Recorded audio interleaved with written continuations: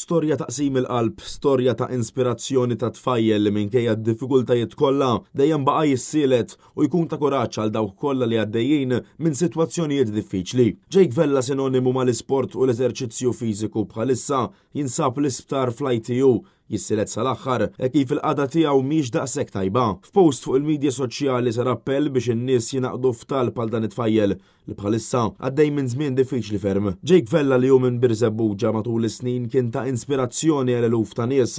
F'Mejju li għadda Jake kiser rekord nazzjonali tal-iżgħar persuna li qattam 100 km f'pixxina. U minkejja l-kundizzjoni rari ta' Jake huwa qatt ma qata' qalbu u baqa' dejjem sejjer bl-eżerċizzju u l-attività sportiva li hu magħrufa liha. Jake ħasem f'bosta maratoni flimkien ma' missieru. B'ħafna minn dawn il-maratoni jsir fihom ġbir ta' fondi li jmur b'risq kawża ġusta, speċjalment fejn jidħol mart serju. Mill-aspett sportiv Jake Vella hu magħruf bħala ikona li dejjem oss l-attività sportiva u kemm il-darba sostna li l-attività fiżika kienet dik li żammitu għaddej matul dawn is-snin diffiċli. Dawk viċin il-familja Vella sostnew ma' Net News kemm bħalissa hemm bżonn it-talb għal Jake u l-familja kollha f'dan iż-żmien tant diffiċli.